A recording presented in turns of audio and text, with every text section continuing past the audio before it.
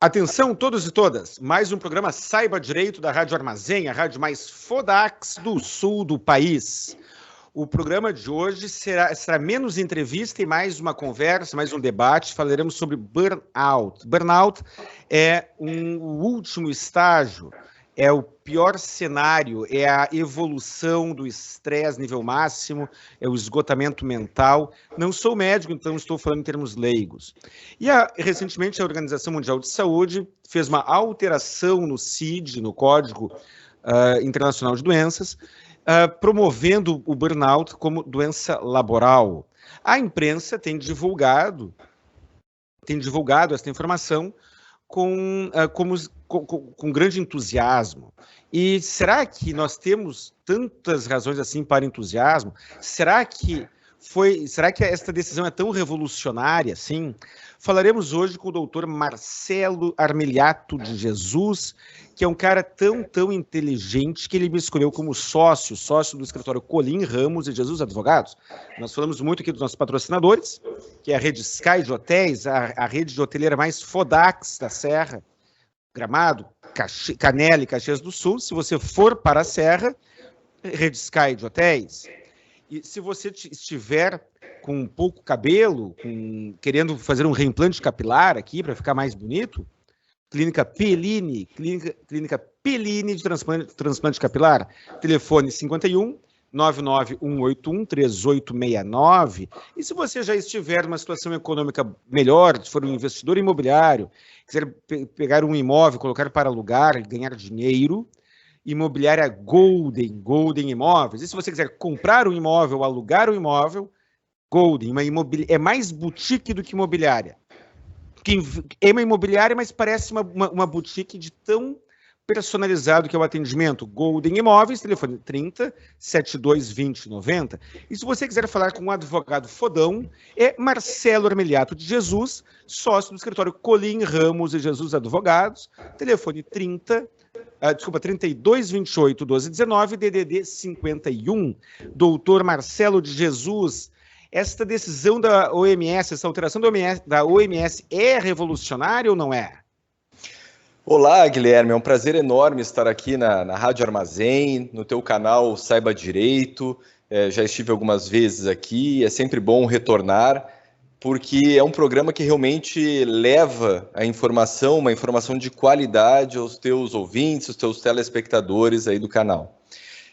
De fato, Guilherme, foi muito noticiado isso nos primeiros dias do ano de 2022 agora, essa alteração da Organização Mundial da Saúde, esse reconhecimento da Organização Mundial da Saúde a respeito dessa síndrome de burnout, como sendo uma doença ocupacional. Agora, isso me parece que vai ter um efeito muito mais psicológico na cabeça das pessoas do que tecnicamente na prática, porque na prática nós já tínhamos essa possibilidade de reconhecimento. Então, talvez esse reconhecimento, essa massificação das notícias façam com que alguns empregadores deem mais atenção a essa síndrome que é grave, que ela existe e que de fato tem uma relação com o trabalho. Marcelo, eu gostaria de primeiro explicar, a grosso modo, o que é burnout, quais são os direitos que os empregados têm, os trabalhadores têm, quais são as dicas para os empregadores, e também gostaria de sair da caixa. Nós aqui na Rádio Armazém, no canal Saiba Direito, temos a obrigação de sair da caixa. E aí e hoje é mais um debate, mais uma conversa do que uma entrevista. Então, vamos começar com o básico. O que significa, qual é o impacto para o trabalhador quando ele é diagnosticado com burnout? Quais são os direitos que ele tem? Bom, vamos lá.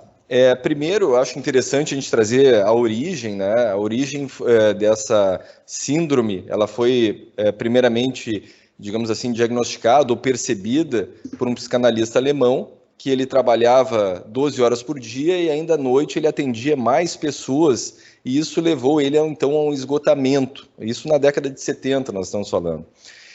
Um esgotamento tanto físico quanto esgotamento mental.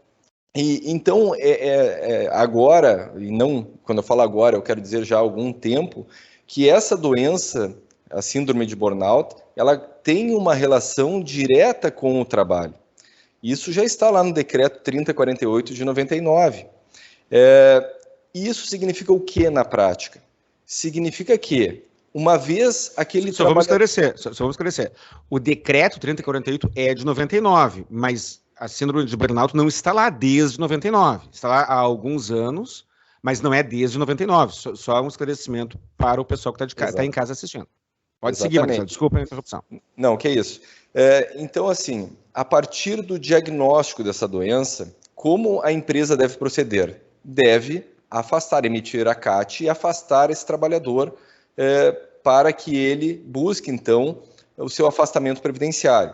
Faça uma perícia junto ao INSS e lá, sendo constatado, então, essa síndrome, ele ficará afastado pelo tempo que o perito do INSS entender como o tempo necessário à sua recuperação.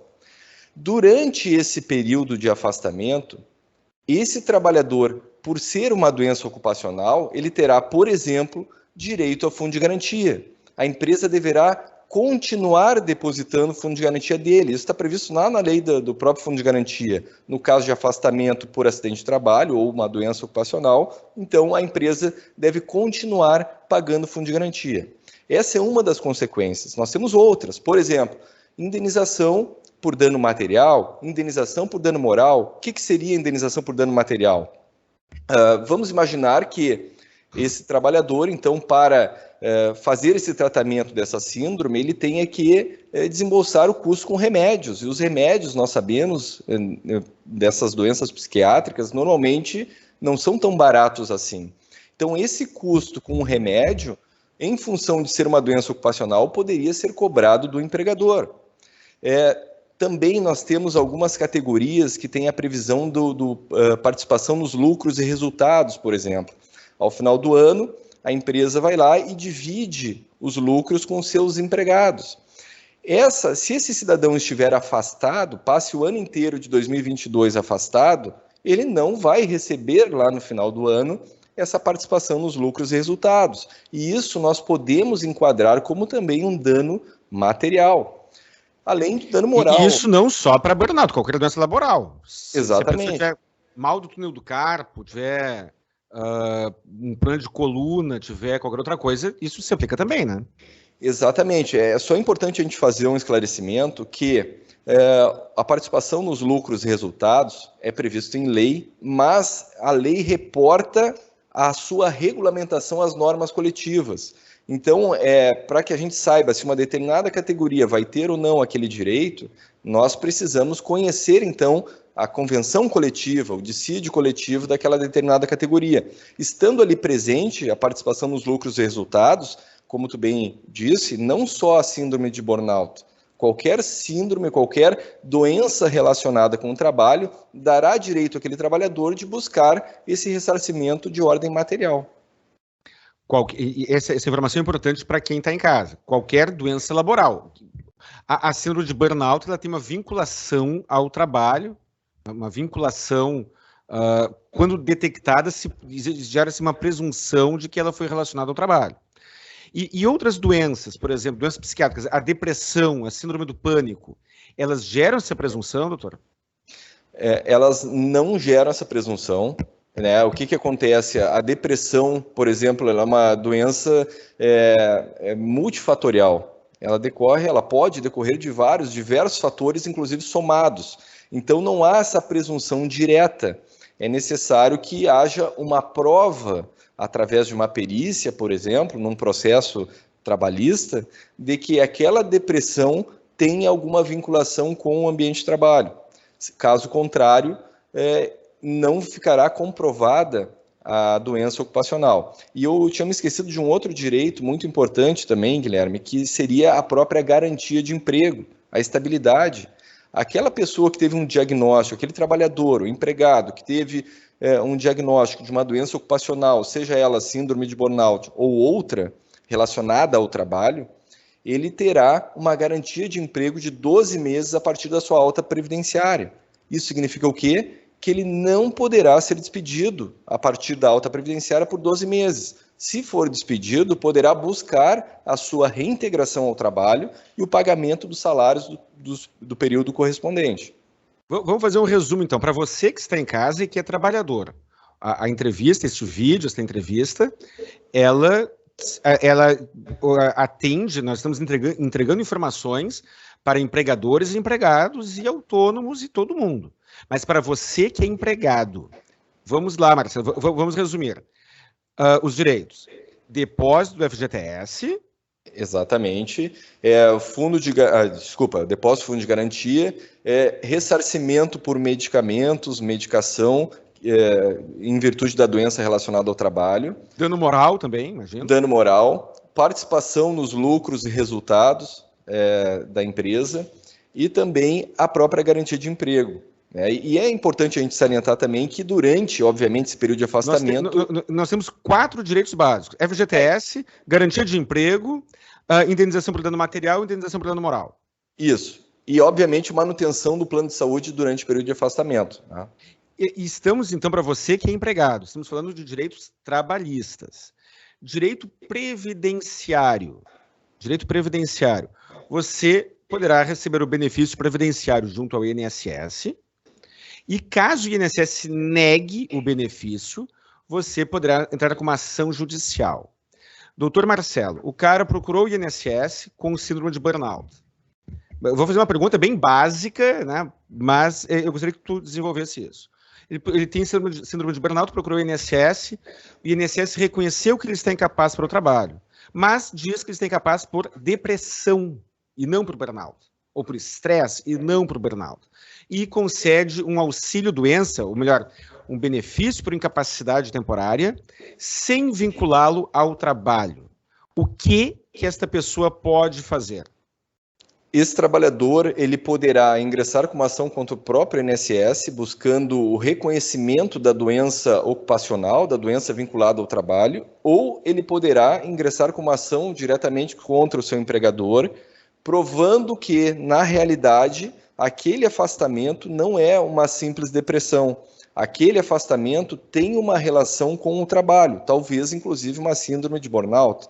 E aí, nesse processo trabalhista, o juiz vai determinar a realização de uma perícia, o perito vai ser abastecido dos documentos médicos, e é importante que a pessoa tenha um acompanhamento psiquiátrico e leve esse acompanhamento para o processo e para o dia da perícia, e aí o perito vai concluir se aquela patologia é uma simples depressão, como se fosse uma coisa simples, ou se tem uma vinculação direta com o trabalho, sendo uma síndrome de burnout, por exemplo. Na tua resposta, tu usou uma palavra bem pequenininha, que só tem 2 letras, que é muito importante, que é a palavra ou. Você poderá entrar com uma ação contra o INSS ou com uma ação trabalhista, na realidade com ambas. Mas por que eu estou enfatizando que é ou? Muitas vezes, e sigo falando para você empregado, para você trabalhador, muitas vezes as pessoas procuram um advogado dizendo: eu quero processar o INSS, mas eu não quero brigar com o meu empregador. Por N razões, porque eu gosto do meu empregador, porque eu gosto da empresa, porque eu tenho receio de ter alguma consequência no futuro. O motivo é seu. O motivo é seu. Você não precisa, Marcelo, não me deixa mentir sozinho. Me corrija se eu estiver errado. Você pode demandar contra o INSS sem entrar com ação trabalhista, se você entender que isso é o mais conveniente. Correto? É verdade, Guilherme. Inclusive, se tu me permite, eu gostaria de agora passar para a condição de entrevistador, já que tu é o advogado da área previdenciária, porque parece, pelas notícias, pelo tom das notícias, que essa síndrome só acontece com empregados. Isso não é verdade. Um trabalhador autônomo, um motorista de aplicativo, por exemplo, ou que atue um advogado, ou outro trabalhador profissional liberal autônomo, poderá sofrer também as consequências dessa síndrome. E ele não vai ter ação trabalhista. Ele não tem ação trabalhista, sim, exatamente. A síndrome de burnout, ela não é exclusividade de quem trabalha com carteira de trabalho, de quem trabalha com carteira assinada. Algumas atividades são muito mais estressantes do que outras. A de motorista é uma delas. O motorista de ônibus costuma ser empregado, mas o motorista de táxi, motorista de aplicativo que passa horas e horas no trânsito, também está sujeito. Qualquer profissional está sujeito. E a síndrome de burnout, ela tem uma vinculação, uma presunção relativa de vínculo ao trabalho. E aí é que está. Quando você é segurado contribuinte individual, você não terá uma ação trabalhista para fazer e você não obterá um benefício de auxílio-doença laboral. E tenho aqui no meu canal do YouTube, eu deixarei na descrição e um cardzinho aqui em cima, um vídeo em que eu proponho a aplicação, e agora estou falando para você, advogado, que eu proponho que se peça o mesmo critério de cálculo do auxílio-doença laboral para o auxílio-doença comum, para o seu cliente autônomo, porque se peça o auxílio-acidente, benefícios que são restritos. É claro que estou propondo uma tese fora da caixa, estou propondo sair do óbvio, mas já existem precedentes neste assunto, mas eu não quero desviar o foco, fugir do assunto. Marcelo, agora... Guilherme, se me permite, inclusive, mais uma diferença, uma importância do trabalhador, naquele exemplo que tu citou, o cara tem uma depressão e ele acha que não é uma depressão, ele acha que é já uma síndrome de burnout e tem uma vinculação com o trabalho. Ele terá, caso seja reconhecida essa síndrome, ele terá um efeito previdenciário importante. Por exemplo, no caso de uma aposentadoria por invalidez, um benefício permanente, o cálculo, isso tu pode falar melhor que eu, o cálculo é diferente para quem se aposenta por invalidez com uma depressão ou quem se aposenta por invalidez com uma doença ocupacional, como a síndrome de burnout. Marcelo, e você que está em casa, pela lei, vamos falar do texto legal. Se você for empregado, estiver trabalhando e sofrer um acidente de trabalho, pode ser uma doença ocupacional, que é equiparada a um acidente de trabalho, pode ser um acidente típico, caiu uma prateleira em cima, caiu da escada, qualquer coisa do gênero. E você ficar definitivamente incapaz, o cálculo do seu benefício será 100% da média das contribuições. Se você for este mesmo empregado e sofrer uma doença não vinculada ao trabalho e ficar incapaz definitivamente de se aposentar por invalidez, o cálculo do seu benefício será 60% da média das suas contribuições, acrescido por 2% por ano que exceder ao 20º. Então, vamos imaginar que você não tem 20 anos de trabalho e tem uma média de contribuições de R$5.000. Se você se aposentar por invalidez, uma aposentadoria por uma causa vinculada ao trabalho, a sua aposentadoria será de R$5.000. Se você tiver uma doença não vinculada ao trabalho, a sua aposentadoria será de R$3.000. Estamos falando de uma diferença relevante. E essa diferença dependerá do enquadramento da doença como laboral ou não, e o burnout tem uma vinculação laboral. E já tinha antes da OMS, dessa alteração da OMS.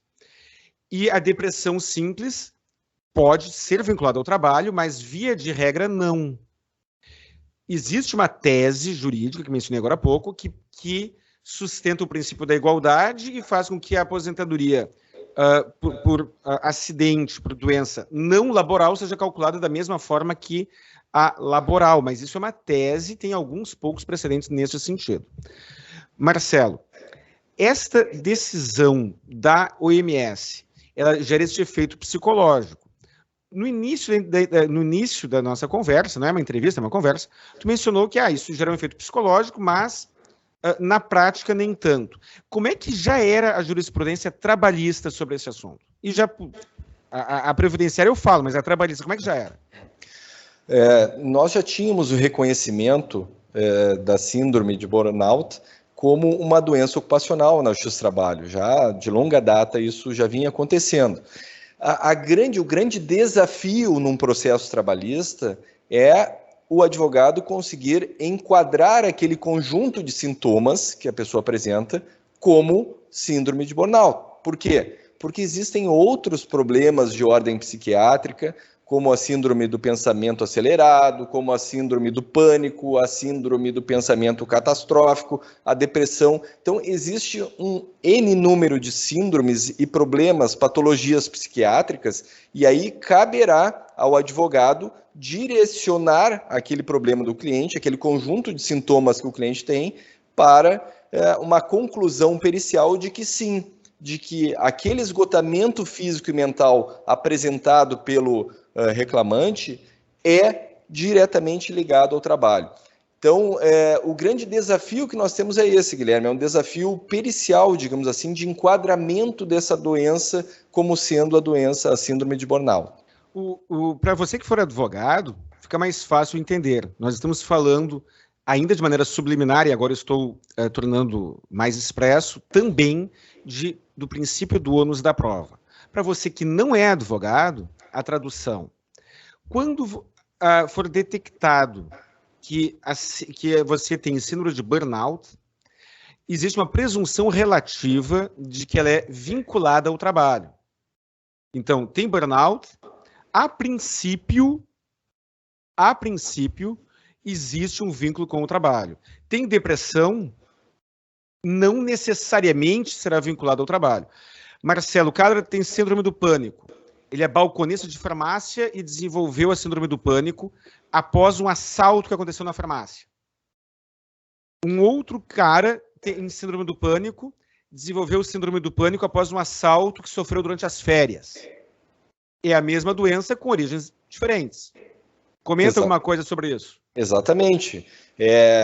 Causa a síndrome do pânico, ela pode ter a sua origem num evento traumático, e no primeiro exemplo que tu citaste, o cidadão foi assaltado dentro de uma farmácia, ou seja, durante o horário de trabalho, durante o período em que ele estava prestando serviço para uma pessoa jurídica. Então, é reconhecido naquele primeiro exemplo que a síndrome do pânico ela está íntima e diretamente ligada com o trabalho, sendo possível o enquadramento daquela patologia como uma doença ocupacional. Só certo? Que ele tem que provar... O ônus da prova é do trabalhador. Ele tem que provar do trabalhador. Que a vinculação daquela doença com aquele evento no trabalho. O cara foi assaltado nas férias. Exato. Aí não tem essa relação, né? Deixou de ter essa relação com o trabalho. Aí seria um caso de síndrome do pânico com uma natureza não vinculada ao trabalho, uma natureza comum. E aí não teria aquelas consequências, aqueles direitos que nós referimos anteriormente. E em ambos os casos, ele terá direito à aposentadoria por invalidez ou auxílio-doença, dependendo do grau da incapacidade.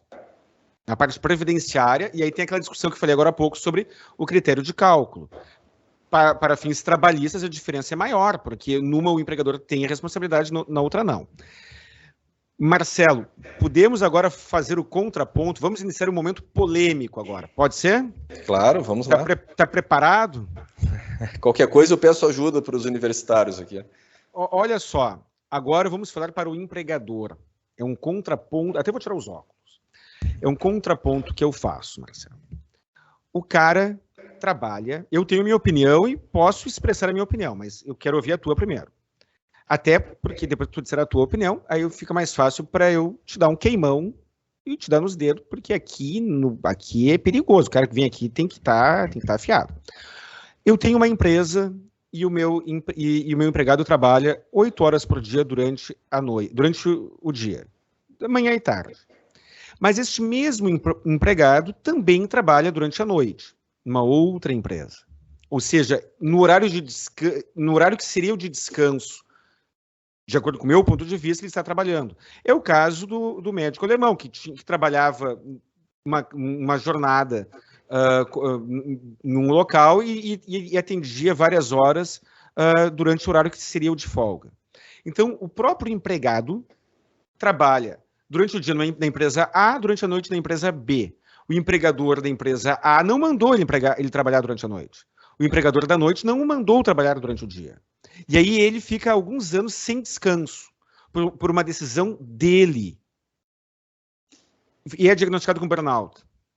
O que tu diria o que tu alegaria em tese de defesa se tu fosse advogado de algum ou de ambos empregadores? Guilherme, tu mesmo já respondeu essa pergunta quando tu referiste que a síndrome de burnout cria uma presunção relativa de vinculação com o trabalho. A palavra é relativa, ou seja, admite uma possibilidade do empregador, e aí o ônus é do empregador. O ônus é do... Repete de novo, o ônus da prova é do empregador. Se o empregador não provar, tá ralado. Isso, vamos supor, o INSS constatou lá que o afastamento foi pela síndrome de burnout. Aí o empregador terá para si o ônus da prova de comprovar essas circunstâncias, de dizer, por exemplo, que aquele trabalhador foi, digamos assim, a própria causa ao trabalhar numa jornada em outras empresas, né? Tem muita gente, muitos porteiros, inclusive, que trabalham na jornada dupla 12 por 36.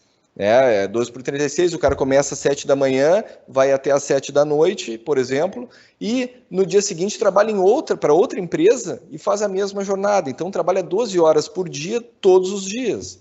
E aí ele desenvolve o burnout porque ele não descansou. Exatamente. O médico. Nós temos muitos clientes médicos aqui no nosso escritório e no nosso canal. Médicos, enfermeiros, então nem se fala. É uma classe que tem uma adesão muito grande ao canal Saiba Direito aqui. O cara é médico, a maioria dos médicos tem vários empregos e ainda fazem plantão de noite. Se esse cara tiver burnout, de quem é a culpa? Veja bem, Guilherme, o afastamento previdenciário dele vai ocorrer. Indiscutivelmente. Se ele está incapaz para o trabalho, né, vai ocorrer. Agora, o que se discute justamente é isso que tu falou, a questão da culpa. A culpa é de quem? É do empregador, numa hipótese como essa? Me parece que não. Me parece que talvez seja o caso de culpa exclusiva do trabalhador, ou talvez uma culpa recíproca. E aí o que nós vamos transferir isso? Transferimos essa discussão toda para o processo. O ônus da prova da empresa vai ter que comprovar, olha, vou pedir o CNIS dele. Aí no CNIS aparece que ele trabalhava em 6 hospitais diferentes, fazendo plantões em tudo que é lugar. Professor, trabalha em 3 empregos e ainda tem um grupo de estudo preparatório para vestibular, por exemplo.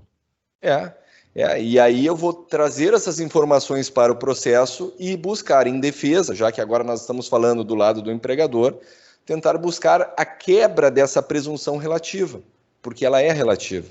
E aí, se nós obtivermos êxito, muito provavelmente não haverá então o direito à indenização, dano moral, dano material, a empresa ficará absolvida do pagamento do fundo de garantia, não haverá garantia de emprego lá quando o trabalhador retornar ao trabalho, tiver a alta previdenciária. Então, todos esses direitos decorrem justamente da caracterização com o trabalho. O empregador ele pode exigir dedicação exclusiva. Eu posso contratar um porteiro, qualquer empregado, e dizer o seguinte: olha, eu não quero que tu trabalhe para outras empresas? Pode constar no contrato de trabalho, como aliás consta, inclusive, é muito comum na sociedade de advogado. Nós temos advogados contratados de maneira exclusiva. Então, isso é uma cláusula lícita, desde que ela apareça lá no contrato de trabalho. E, obviamente, que quando essa cláusula ela é exigida, normalmente a remuneração é maior, em troca dessa exclusividade. Mas é uma cláusula lícita, sim. É uma remuneração maior por uma questão de mercado. A lei não exige, correto? Não exige, a lei não exige. Uma informação importante. Tudo que estamos falando agora, nos últimos 3 minutos de conversa, diz respeito à questão trabalhista. Do ponto de vista previdenciário, não muda nada. Se você estiver incapaz, totalmente incapaz ou parcialmente incapaz, tiver uma incapacidade temporária ou definitiva, e você for o culpado por esta incapacidade, ou se você tiver contribuído para esta incapacidade, do ponto de vista previdenciário, não muda. Se você tiver 3 empregos e trabalhar 24 horas sem parar, talvez dormindo no emprego e sacrificando a sua saúde, recomendo que não faça, mas se você fez e está incapaz para o trabalho, você terá direito à aposentadoria por invalidez ou auxílio-doença igual. Alguma consideração, Marcelo? Não, é exatamente isso, Guilherme. Nenhuma consideração. Ainda sobre a questão do burnout, e ainda estou falando para os empregadores, tese de defesa. Eu tenho um empregado, vamos mais eu tenho um empregado, foi diagnosticado com burnout. Ele não tem outro emprego. Ele trabalha apenas na minha empresa. Mas eu tenho informações que ele está com um processo de separação terrível, que ele é vítima de alienação parental, inclusive tem uma ação judicial em que ele discute alienação parental. Ele tem um filho que está passando por uma situação muito pesada, e assim vai.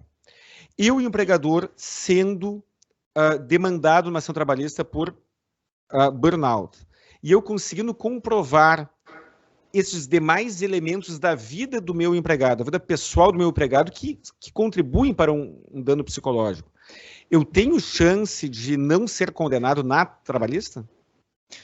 Guilherme, aí vai depender se existe a síndrome de burnout, mais essas outras questões que tu está referindo, como questões adicionais, ou se, na verdade, a origem toda do problema não é burnout, e sim essa alienação parental, esses problemas de cunho pessoal. Então, eu diria o seguinte, a perícia, num caso desses, ela vai ter que avaliar se aquele resultado, incapacidade, decorre da síndrome de burnout e outros problemas, ou se decorre apenas dos outros problemas. Se ficar constatado que essa incapacidade do trabalhador, ela advém dos outros problemas exclusivamente, a empresa vai ficar absolvida, estará absolvida de indenizações por dano moral material. Agora, pode ser que haja uma associação entre essas patologias clínicas. O cidadão, nada impede que o cidadão tenha, assim, um problema relacionado ao trabalho que gere nele essa síndrome de burnout e, além disso, tenha problemas na sua casa, com uma separação, com uma alienação parental. E aí, nesse caso, é uma tarefa difícil, mas nesse caso, caberia ao perito estabelecer qual o percentual de incapacidades. Eu não vejo uma outra forma de resolver essa questão. Eu pergunto porque, por exemplo, tem informações que podem ser solicitadas. Uma pessoa me processa, digamos que eu, empresário, eu, empregador, vem alguém me processa por burnout e eu descubro que ele tem 8 ocorrências na polícia por violência doméstica, seja como vítima, seja como agressor. Vamos imaginar como vítima. Eu tenho uma empregada mulher que tem várias ocorrências, tem medida restritiva, medida protetiva, desculpa, pela Lei Maria da Penha, é vítima de violência doméstica e aí é claro que isso impacta os meus olhos. E aí o empregador não pode carregar a conta sozinho. É isso que tu mencionou. Exatamente, né? Haveria talvez aí uma divisão de responsabilidade, uma culpa recíproca do trabalhador, ou enfim, uma divisão de responsabilidades, porque, como tu bem falou, né, eu posso ter um problema relacionado ao trabalho, mas esse problema relacionado ao trabalho está sendo agravado por outros problemas de ordem pessoal. E a soma desses fatores vai gerar aquele impacto na minha incapacidade para o trabalho. E aí teria que, de alguma forma, a perícia estabelecer um percentual de divisão de responsabilidades ali. Para você que for advogado e está assistindo o programa, eu vou compartilhar um movimento estratégico, um hábito estratégico aqui do escritório Colim Ramos e Jesus Advogados. Sempre que eu vou processar alguém, ou sempre que eu vou defender alguém de uma ação judicial, eu dou uma olhada no histórico judicial da parte contrária. E o Marcelo, que é tão inteligente que ele me tem como sócio, e é sócio, compõe a sociedade, Colim Ramos e Jesus Advogados, que, aliás, também somos muito modestos aqui, né? Perdão pela brincadeira, pela ironia. Mas é isso.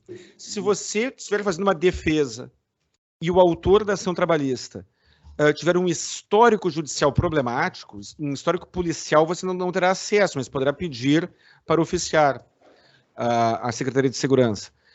Ali você poderá pegar muito material que talvez caracterize. Vamos imaginar, Marcelo, o cara tem mal do túnel do carpo. E aí ele entra com uma ação dizendo que tem uma doença laboral. Só que tu entra no Face dele e ele tem um troféu de que ele é campeão de boliche. Tu usaria isso em defesa da empresa? É óbvio, Guilherme, assim, aqui no escritório, quando eu recebo uma contestação, aliás, uma petição inicial e tenho que fazer uma contestação, a primeira coisa que eu faço é pegar o nome e o CPF daquele trabalhador, pesquisar as redes sociais, pesquisar a existência de processos na Justiça Estadual Comum, pesquisar a existência de processos anteriores na Justiça Federal, pesquisar no Google, pesquisar se esse cidadão já recebeu o seguro-desemprego anteriormente, pesquisar se ele já teve acesso aos benefícios do governo por incapacidade ou o benefício auxílio emergencial. Então, assim, a gente busca fazer de uma maneira artesanal as defesas, porque isso é muito importante. Tu acaba descobrindo fatos e situações até então desconhecidas do teu próprio cliente. E tu tem a obrigação, como advogado, de levar isso para o processo e usar em favor do teu cliente. Não tenha dúvida nenhuma disso, Guilherme. Foi uma excelente dica. Outra coisa para o empregador. Eu tenho meu empregado e eu não sou médico, mas eu estou percebendo que ele está apresentando um comportamento mais estressado, mais deprimido, mais disperso e assim vai. O decreto 3048 permite que um terceiro encaminhe, abra o processo administrativo de auxílio-doença. Então, eu vejo que o meu empregado está com está incapaz para o trabalho, mas ele ainda não chegou no burnout. Mas eu vejo que ele está com alguns sintomas que eu leigo perceber. O que eu posso fazer do ponto de vista trabalhista e previdenciário, Marcelo? Olha, eu acho que antes desse momento é importante que as empresas, dentro de suas possibilidades, obviamente, mas muitas empresas já possuem, por exemplo, um próprio departamento de auxílio psicológico para evitar que essa síndrome ela avance. Vamos detectar no início, porque ela tem os estágios, a síndrome de burnout tem os estágios. Então, o primeiro momento, para aquelas empresas que possuem essa condição financeira, obviamente, seria a instituição de um setor, de um psicólogo dentro da própria empresa para detectar previamente essas situações. Num segundo momento... E a empresa pequena que não tem condições? A empresa... Aí entra isso exatamente o que tu falou. De repente, eu constatando já inicialmente aquele estágio inicial dessa síndrome, eu, empregador, posso solicitar um encaminhamento, muito bem referiste aí, do trabalhador para uma perícia no INSS. E aí lá vamos ver se vai ficar constatada a incapacidade ou não. Mas agora... o empregador, ele deve ter, na minha percepção, esse cuidado, esse zelo com a saúde dos empregados, principalmente para evitar que isso se agrave. Agora, Marcelo, vamos voltar para um tema que é um alerta para empregados e empregadores. Demissão discriminatória. Eu tenho um empregado, eu percebo que ele é portador de alguma doença, eu percebo que ele está com burnout, ou com uma depressão, ou com alguma doença incapacitante, e aí eu pego e o demito sem justa causa. Antes, eu penso assim, eu não quero me incomodar, o cara tem capaz para o trabalho, mas eu não quero que ele entre com uma ação trabalhista, eu vou lá e demito sem justa causa. E ele comprova que ao tempo da demissão ele já estava incapaz para o trabalho por conta do burnout, ou alguma outra doença qualquer.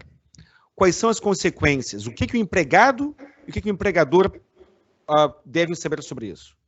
Guilherme, eu até vou te sugerir que a gente faça um programa só sobre dispensa discriminatória, porque é um assunto bem importante também. Muita gente é despedido nessa condição e não sabe que foi despedido nessa condição. Nós já tivemos casos aqui no escritório de uma grande rede de supermercados, onde era um vigilante que ele teve um mal súbito, infartou no ambiente de trabalho. Depois de 5 anos trabalhando, infartou no ambiente de trabalho, ou seja, não teve uma relação direta com o trabalho. E assim que ele retornou da alta previdenciária, trabalhou 2 dias e foi despedido. E nós conseguimos, nesse caso, comprovar que essa dispensa, logo em seguida uma alta previdenciária, ela tem características, sim, de uma dispensa discriminatória. E a consequência é a reintegração com o pagamento dos salários durante todo o período, ou, a critério do trabalhador, o pagamento de uma indenização dobrada sem a reintegração. Aí se multiplicaria por 2 o salário, pelo número de meses, que ele ficou afastado, e aí não teria direito à reintegração. Então é um tema extremamente importante. Muitas pessoas não sabem dessa possibilidade de retornarem ao trabalho diante de uma dispensa discriminatória. E eu acabei perdendo ali a segunda parte da tua pergunta, Guilherme, se puder. Dica para o empregado e para o empregador. Meio que a tua resposta já é um alerta para ambos. Sim. Algo a acrescentar para o empregador, então? As práticas discriminatórias, existe uma lei de 95, e eu, se não me engano, é 9.025 ou 9.055, agora não lembro, de 95, que ela trata das práticas discriminatórias, inclusive não só em casos de doenças, né, como é o caso que a gente citou, de um retorno de uma alta previdenciária, mas muitos trabalhadores são dispensados em função da aposentadoria. O cidadão se aposenta e logo em seguida já é dispensado, ou seja, da sua idade, que seria ou poderia se caracterizar como uma dispensa discriminatória em função da idade. Então, tem uma gama de situações que essa lei prevê, que eu vejo que ela é muito pouco utilizada também pelos colegas, pelos advogados aí, na busca de direitos trabalhistas. Vamos fazer um programa somente sobre demissão discriminatória, mas como estamos falando de burnout e como estamos falando, e toda doença psiquiátrica ela carrega um certo estigma, e muitas pessoas que estão assistindo têm alguém na família ou têm burnout, então essa dica é importante, sim. Então já fica registrado aqui. Você empregador, abra o olho na reação que tiver, e você empregado, fique atento, porque você pode tomar alguma providência, sim. Muitas vezes a pessoa com burnout está tão esgotada que não toma providência nenhuma. Mas talvez esse alguém seja seu parente, seu marido, sua esposa, seu filho, sua mãe. Então, doutor Marcelo, alguma dica adicional? Já estamos indo para o final do programa. Alguma consideração adicional, algum conselho? Eu acho que é importante que as pessoas nessa condição de síndrome de burnout ou outra condição relacionada ao trabalho ou não, que busque um auxílio de um advogado, que busque a ajuda profissional médica e ajuda profissional também jurídica, porque como aqui nós falamos, existem situações em que é possível o enquadramento daquilo que originalmente foi enquadrado como uma depressão simples, é possível transformar esse benefício que não tinha relação com o trabalho com um benefício com relação com o trabalho, e aí nós teremos uma gama de direitos adicionais. Então, busque um advogado de sua confiança para fazer uma avaliação, para pegar os documentos do seu caso, analisá-los e aí chegar a uma conclusão. Perfeito. Muito obrigado, Marcelo. Marcelo, agora eu vou fazer. Está pronto para o nosso teste de QI? Tô pronto, já anotei aqui. Já anotou, mas se tu anotou aí, não é QI, né? Aqui, ó. Anotou aqui na cabeça? Claro. Então tá bom. O cara que está estressado, está angustiado, ele precisa relaxar um pouco, tomar novos ares e quer ir para a Serra, Gramado, Canela ou Caxias do Sul. Qual é a rede de hotel que ele tem aqui? Rede Sky, óbvio. E lá em Gramado, inclusive, tem o Sky Borges, que eu já fui e é muito bom, recomendo. Se for para qualquer outro hotel da Serra que não seja Rede Sky, vai ficar mais estressado ainda, porque não vai ter a qualidade e a relação com os benefícios da Rede Sky. Vai agravar a situação. Gramado, Canela e Caxias do Sul é Sky. Vai agravar a situação e é capaz do cidadão até perder os cabelos, né? E é isso, o cara perde os cabelos. O cara foi para a Serra e não foi na Rede Sky, ficou tão estressado e perdeu os cabelos. Onde é que ele tem que fazer o reimplante capilar, Marcelo? Na Clínica Pellini, obviamente. A Clínica Pellini de reimplante capilar. Telefone 51 99181 3869. Mas digamos que o cara recebeu aquela indenização trabalhista. Ele te contratou o escritório Colim Ramos e Jesus Advogados, falou com o doutor Marcelo, ganhou uma baita indenização trabalhista e quer investir em imóveis. Quer comprar um imóvel para alugar. Para botar para alugar, para ter uma renda. Quer comprar um imóvel barato, quer ter um atendimento personalizado. Qual é a imobiliária que ele tem que ir? Agora tu tem algumas chances aí, porque eu me lembro que é imobiliária Golden ou Golden Imóveis, é alguma coisa assim. É ou Golden, imobiliária Golden Imóveis, soberana nos bairros nobres do Porto Alegre.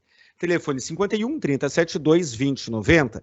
E o cara que está com algum problema qualquer, não apenas relacionado a burnout, tem uma dúvida trabalhista ou previdenciária, ou está com o nome no SPC, nome no Serasa, e quer a defesa do seu direito. Qual é o escritório de advocacia que tu recomenda? Essa é fácil, né? Essa é muito fácil. CRJ Advogados, telefone 3228 1219. DDD 51, passou no teste de QI. Você que está em casa, muito obrigado por assistir o programa até agora. Muito obrigado. Peço que você ajude a fortalecer o canal. Se você tiver algum assunto que você entenda que possa cooperar para a evolução social, me ligue. Telefone 51 32 28 12 19 e vamos agendar uma entrevista com você também. Um grande abraço. Muito obrigado, Marcelo. Valeu, um abraço. Abraço.